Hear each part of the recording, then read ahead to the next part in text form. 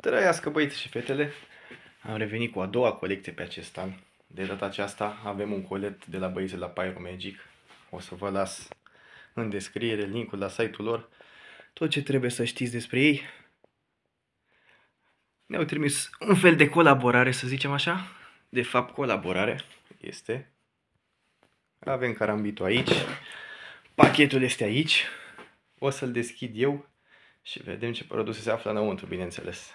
Puțină pauză de divertisment.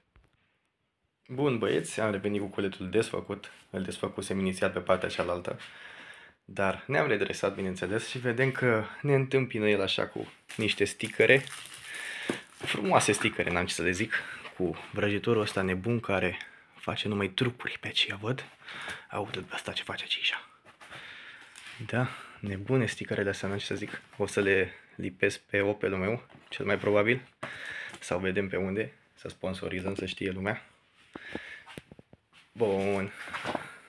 Deci astea sunt. Punem aici și vedem. Începem ușor așa cu ele. Ce să iau prima oară? Iau micuțul ăsta. Deci avem aici raudo alba de la Arpi. 40 de bucăți, da?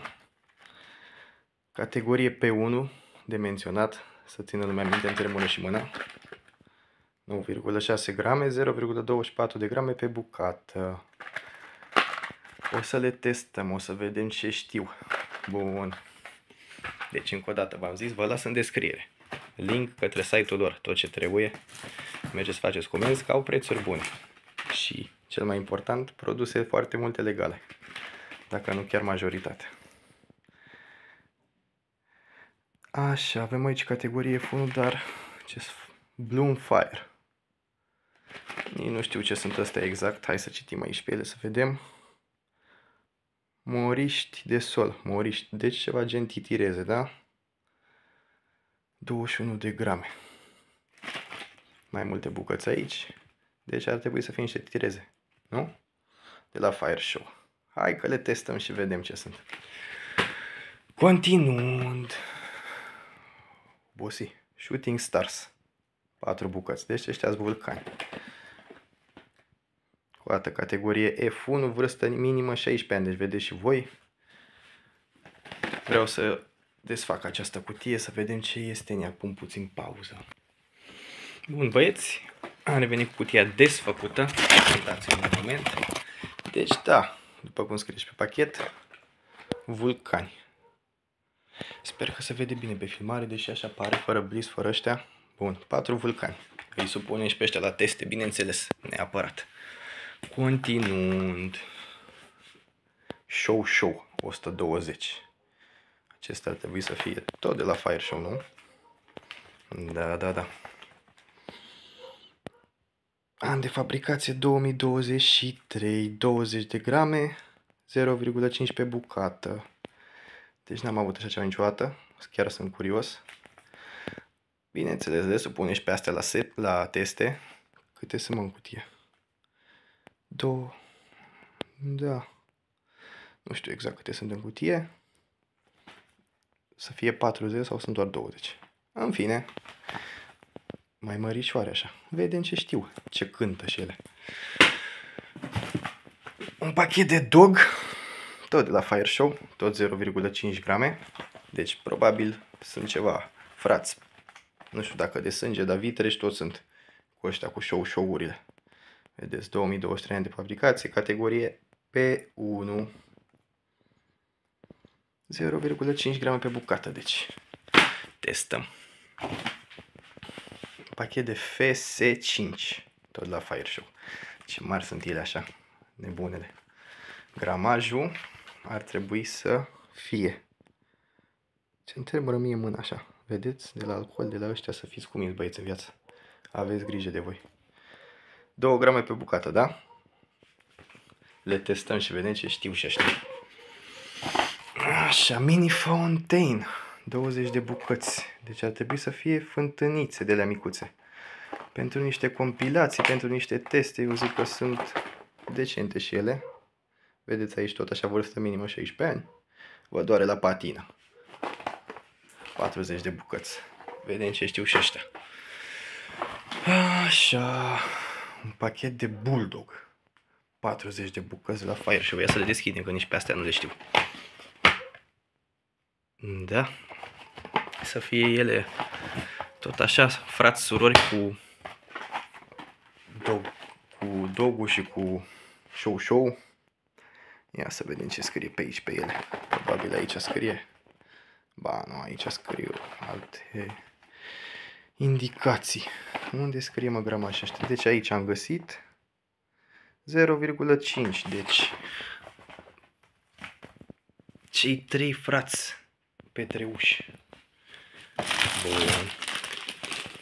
Avem nu 1, ci 2 pachete de Buzz Bombs, rachete, care, din câte știu eu, oricum le știți sigur, eu n-am avut de ăștia niciodată. Tocmai de aia sunt și puțin, cum se zice, cum e cuvântul, încântat așa, că o să testez produse noi. Deci, din câte știu, ăștia și bubuie și că ar face ceva sus. Să vedem, o să le testăm, chiar sunt curios, chiar sunt foarte curios. Deci v-am zis 2 pachete, cred că sunt la fel, nu? Așa ar trebui. Bun. Setul de FS3-uri. Ia să vedem noi ce an sunt ele, aceste FS3-uri.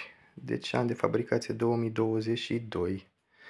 NEC 1,5 grame ori 20, 30, bineînțeles. Aha, P1 categorie, da? Nu știu ce să zic de FS3-urile ăștia, de 2023, parcă sau 22. Acum nu mai sare în o chestie. Bă, da, bă, sunt ceva de necrezut. Un fel de specimen. Unde naiba văzui, mă? 2002. Deci, e incredibil așa ceva. 2022, mă, parcă. În fine, nu vă mai țin, că eu așa am tendința să... Ia uite ce fac. Eu am tendința să mă lungesc. Bă, ăsta sunt. Așa sunt. Mă acceptați așa cum sunt. Și mă iubiți. Că fac și o treabă pe aici, pe YouTube-ul ăsta. Mă gândesc. Și ne ține de treaba asta. Bun. Explosive Show.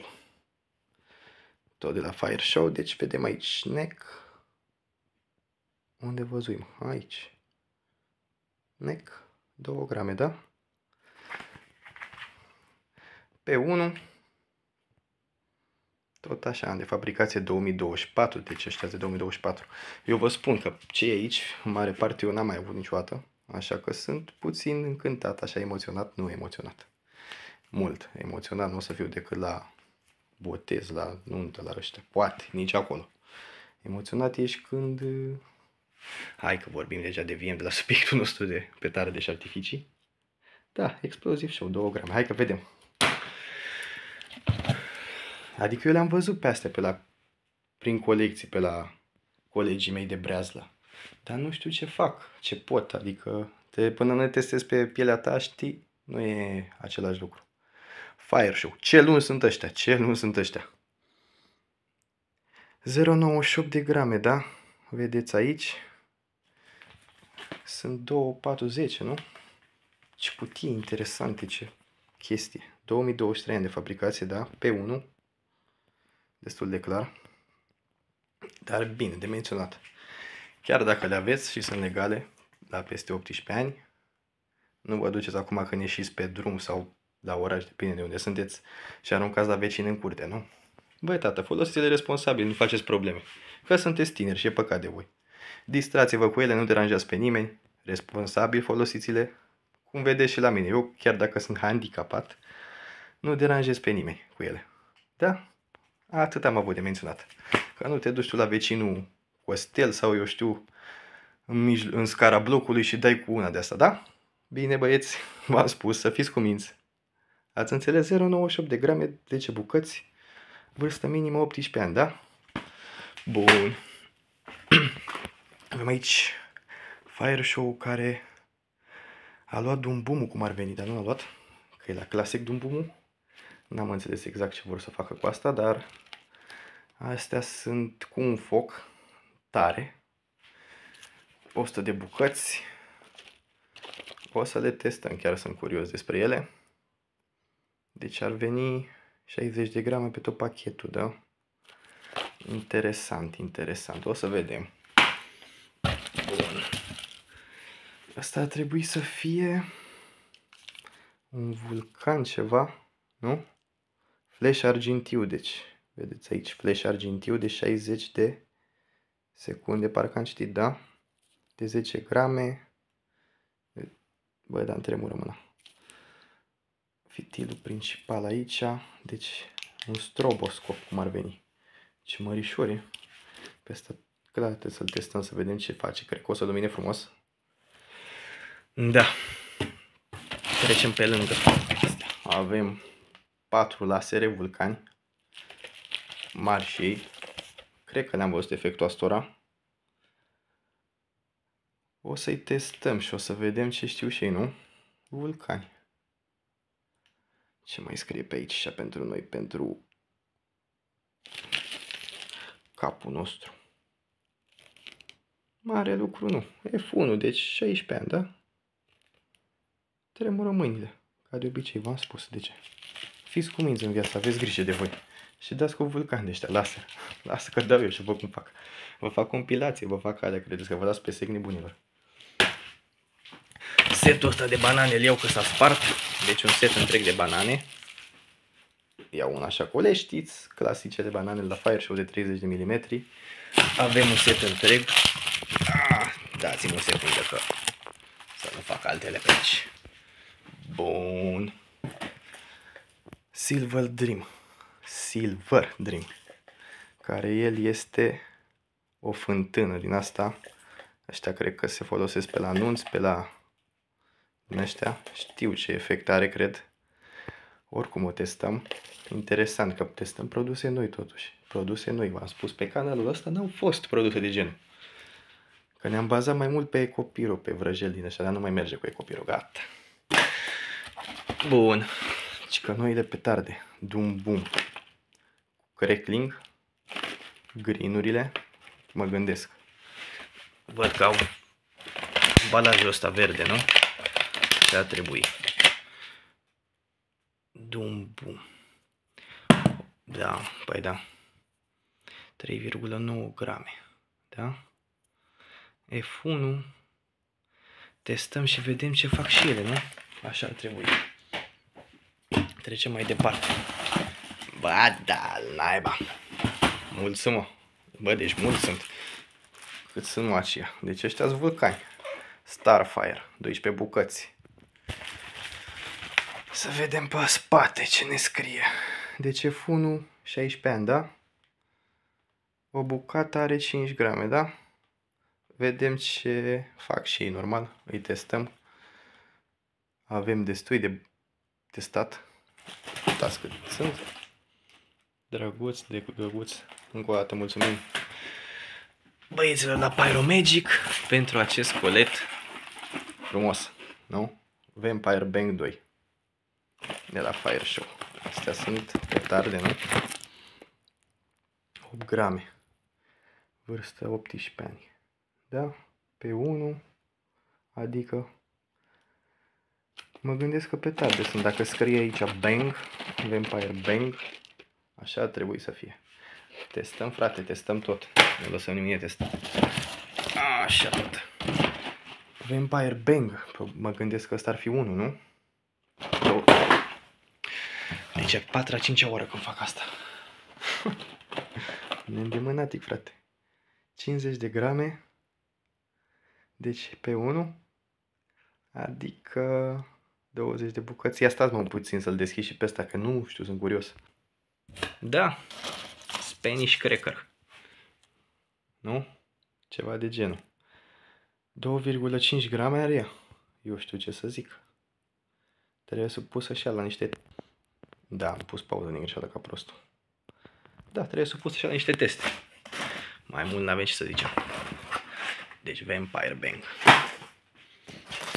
2 seturi de... Așa, Original Vampire, care sunt ele 2, 4, 6, adică 12. Ia să vedem noi și pe spate. Ce avem pe aici? Pe 1 s-a cam turtit aici 15 grame la 8 bucăți. Trebuie testate și ele și văzut, nu? Astea din câte am mai văzut pe la alți colegi de breazlă, ar fi ceva gen strobo, flash și după aia bubuitură, parcă, să nu mă pronunț, să nu știu ce vorbesc, dar vedem. Și ultimul produs din pachetul nostru, destul de mărișor, am avut produse puternice, deci avem ce testa. Bile trăznite la triplex, tată. Ăștia sunt probabil cu crackling, bile țăcănite, într-un colet trăznit de la un petardier trăznit, să zicem așa, și un canal trăznit, dar lumea care îl urmărește pe petardierul nu e trăznită. Numai petardierul e trăznit și bilele ăștia. Da, mă, băieți, cam asta este treaba. Stați așa să scobesc, să se știe încă o dată. Da? Pyromagic. Vă las site-ul lor în descriere. Și toate ce le pune până atunci. Revenim cu alte colecții. Vă pregătesc o colecție mai mare din afară. Ceva mai, știți voi, altă categorie. Nu categorie despre care am vorbit astăzi, da? Hai, vă pupat!